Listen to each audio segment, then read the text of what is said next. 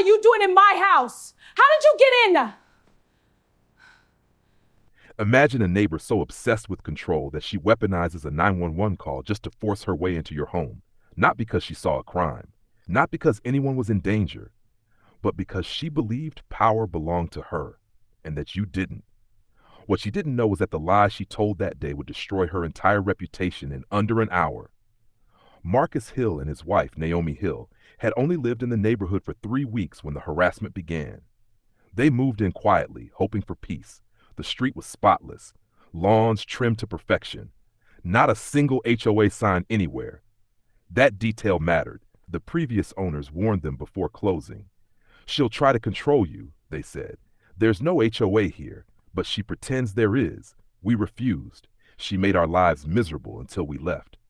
Marcus assumed they were being dramatic. They weren't. On day 3, Evelyn Carter showed up. No greeting, no welcome, just a thick binder pressed against her chest and a smile that felt more like a threat. "You'll need to change this mailbox," Evelyn said flatly. "It violates community standards." Marcus calmly explained the truth. The property wasn't part of any HOA. The documents confirmed it. The realtor confirmed it. Evelyn didn't care. She turned around and walked off like the conversation never happened. The next morning, a violation notice appeared anyway.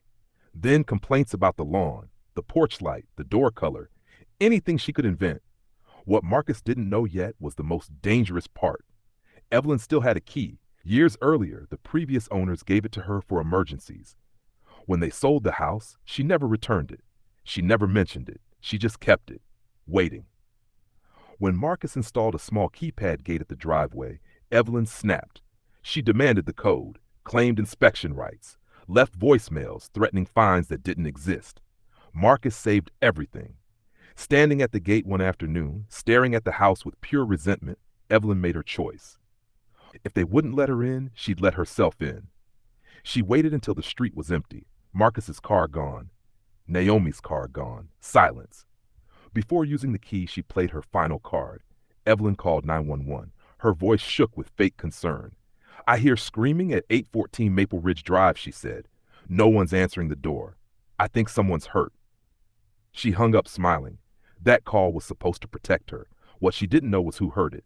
Officer Naomi Hill. The address hit instantly. Her house.